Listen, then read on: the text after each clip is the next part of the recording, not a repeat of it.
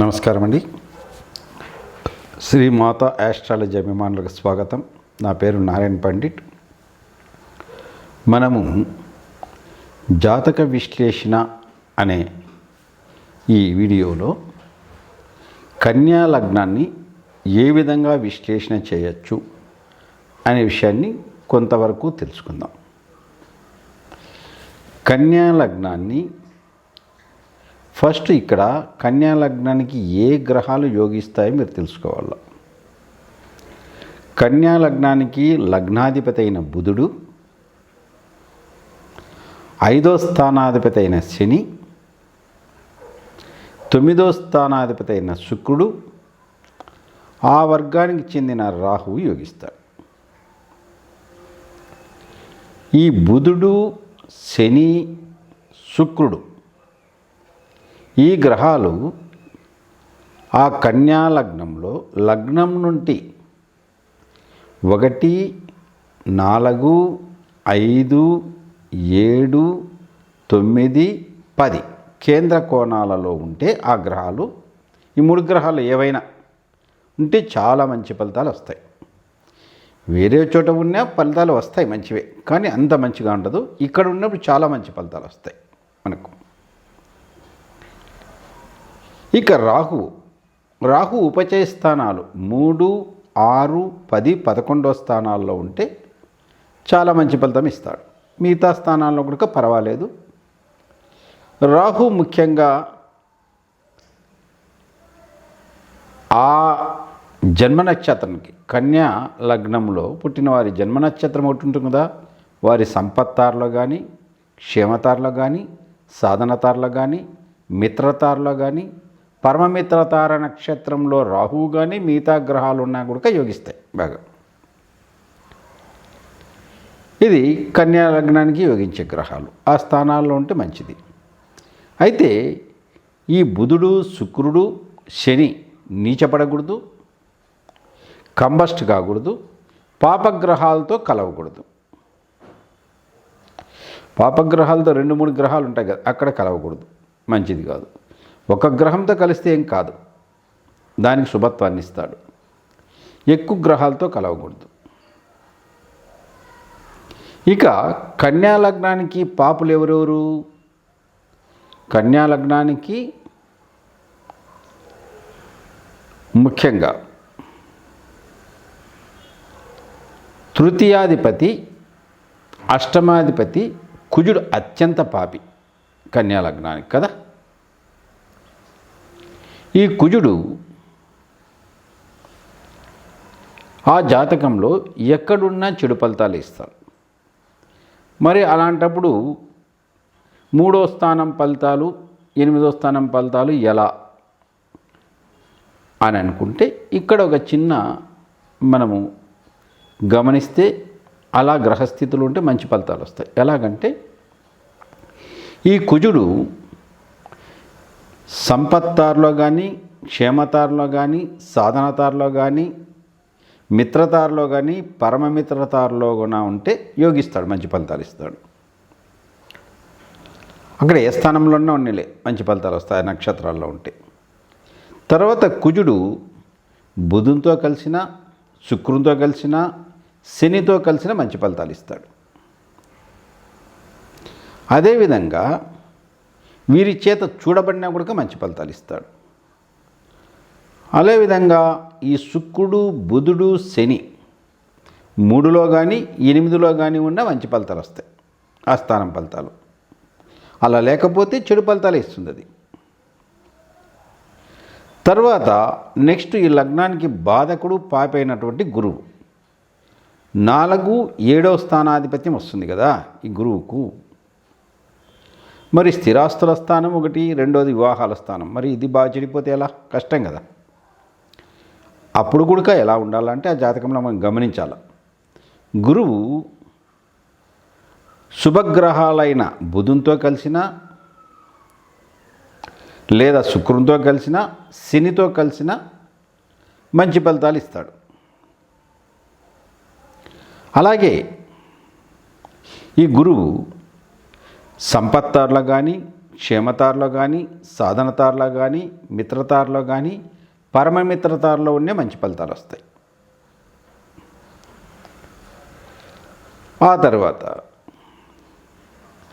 Next ఈ స్థానాలు 4, 7వ స్థానం మీదలో బుధుడు కానీ శుక్రుడు కానీ శని కానీ ఉన్న మంచి ఫలితాలు వస్తాయి.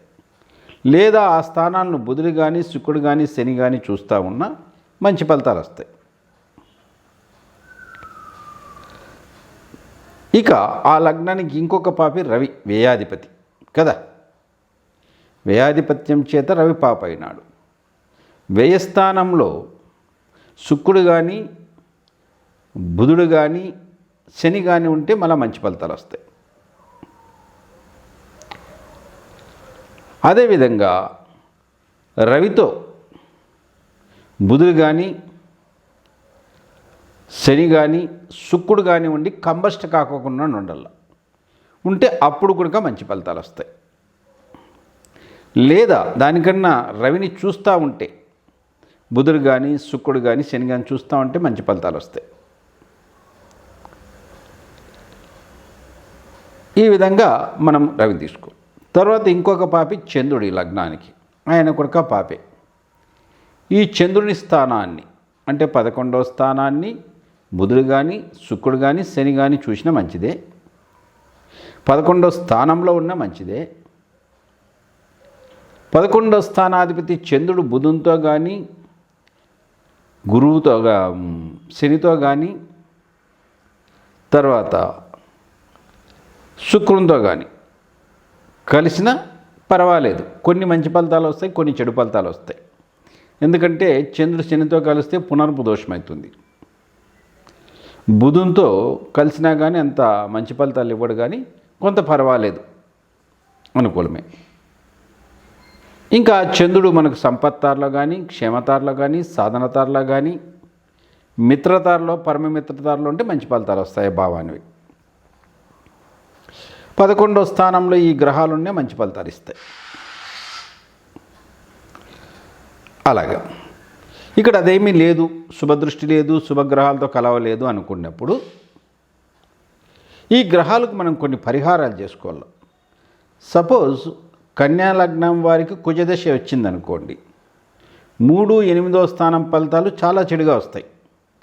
పైగా ఆ కుజుడు ఎక్కడున్నాడో ఆ స్థానం ఫలితాలు చెడుగా ఇస్తాడు. తన ప్రత్యేక దృష్టిలతో ఏ స్థానాన్ని చూసినా అవి చెడిపోతాయి. కాబట్టి కుజదశ వచ్చినప్పుడు చాలామంది కుజునికి జపాలు చేసుకోండి, దానాలు ఇవ్వండి అంటారు. దానాలు ఇవ్వడం మంచిదే, పర్వాలేదు. కానీ కుజునికి జపాలు కానీ పూజలు కానీ చేయకూడదు. కుజుని యొక్క ప్రత్యంతర దేవత సుబ్రహ్మణ్య స్వామికి అధిష్టాన దేవత సుబ్రహ్మణ్య స్వామికి పాలాభిషేకం చేయించుకోవడము, సుబ్రహ్మణ్య స్వామికి పూజలు చేసుకోవడము. దీన్ని ఎలా చెప్పాలంటే సంకల్పంలో కుజగ్రహ దోష నివారణార్థం సుబ్రహ్మణ్య స్వామి అనుగ్రహ ప్రీత్యర్థం అని చెప్పి చేయించుకుంటే కనుక అప్పుడు కుజుని ఫలితాలు కొంతవరకు మనం 50% కొంచెం శుభం చేసుకోవచ్చు. ఆ విధంగా ఇక ఆ లగ్నానికి పాపైన గురువుకు సంబంధించి శివునికి పూజ చేసుకోవచ్చు.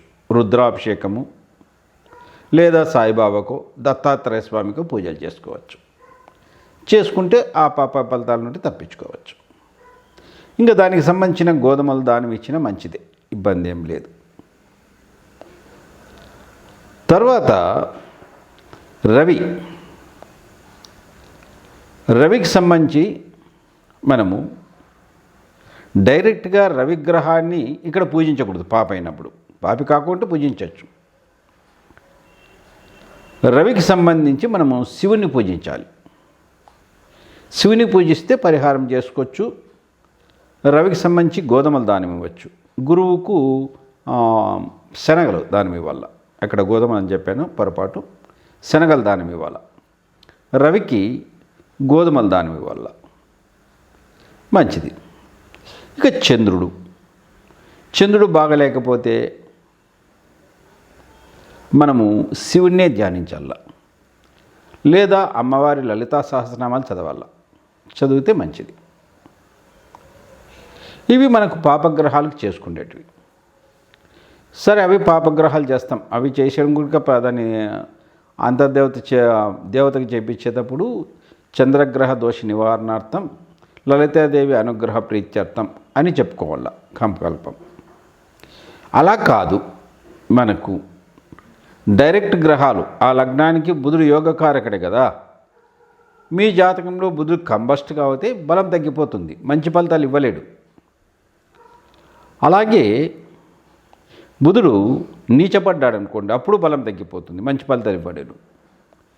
పాపకర్తల్లో పడ్డాడు అనుకోండి, అప్పుడు కూడా మంచి ఫలితాలు ఇవ్వలేడు. ఇలా మీకు బుధుడు ఉన్నప్పుడు డైరెక్ట్ బుధగ్రహానికి జపాలు చేయించుకోవచ్చు మీరు. అది కూడా ఎట్లా, ఆ బుధుడు ఎక్కడ చెడిపోయినాడో చూడాల. అగ్నితత్వ రాశుల్లో చెడిపోయి ఉంటే హోమాలు చేయించాల. భూతత్వ రాశుల్లో చెడిపోయి ఉంటే బుధగ్రహానికి జపాలు చేయించి అన్నదానం చేయాల. లేదా బుధగ్రహానికి పూజలు చేసుకొని, మనకు నవగ్రహాల్లో చేసుకొని అన్నదానం చేయాల. ఎక్కడ ఆ గుళ్ళో ఎక్కడ పూజ చేసినా ఆ గుళ్ళో చేయాల. వచ్చిన భక్తులకు మీరు అన్నదానం పెద్దగా చేయలేకపోయినా ఒక ప్రసాదం, మంచి ప్రసాదం తీసుకొని 10 మందికి కడుపు నిండా పెడితే కనుక చాలు. అలా అయినా చేసుకోవచ్చు. భూతత్వ రాశుల్లో చెడిపోతే, వాయుతత్వ రాశుల్లో బుధుడు బాగలేడనుకోండి, జపాలు చేయించాల బుధగ్రహానికి, అది పనిచేస్తుంది. అలాగే జలతత్వ రాశుల్లో పాడైనాడనుకోండి, అప్పుడు మనము అభిషేకాలు చేయించాల బుధగ్రహానికి, అప్పుడు మంచి ఫలితాలు వస్తాయి. ఇలా మనకు ఉండే స్థానాన్ని బట్టి చేయించాల.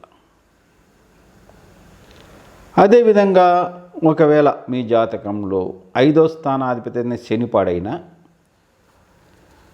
అగ్నితత్వ రాశుల్లో ఉంటే హోమాలు చేయించాల. భూతత్వ రాశుల్లో శనికి పూజ చేసి శనేశ్వరుని గుళ్ళో అన్నదానం చేయాల. వాయుతత్వ రాశుల్లో ఉంటే జపాలు చేసుకోవాలా. జలతత్వ రాశుల్లో ఉంటే అభిషేకం చేయించాల నూనెతో. అలాగే చేసుకుంటే మంచి ఫలితాలు వస్తాయి.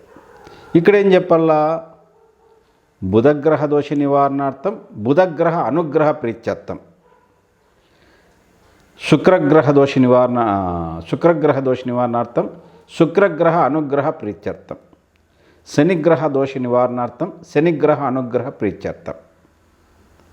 ఇలా చేసుకోవాలి. రాహు బాలేడనుకోండి, రాహుగ్రహానికి కూడా పూజలు చేసుకోవచ్చు.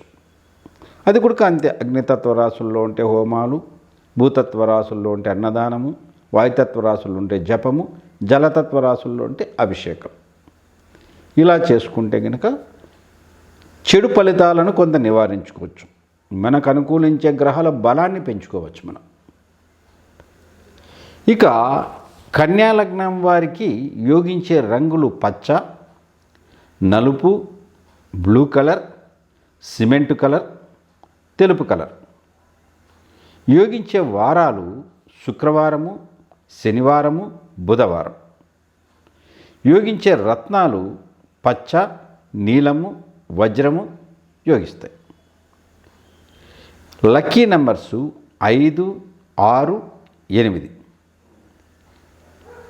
ఈ లగ్నంలో పుట్టిన వాళ్ళు స్థిరాస్తులు ఏమన్నా కొనాలనుకుంటే ఉత్తరం ముఖద్వారం ఉండేది కానీ పడమటి ముఖద్వారం ఉండే ఇల్లు కొంటే గనక, లేదా అటువంటి ఫ్లాట్లు స్థలాలు తీసుకున్నా చాలా మంచి ఫలితాలు వస్తాయి.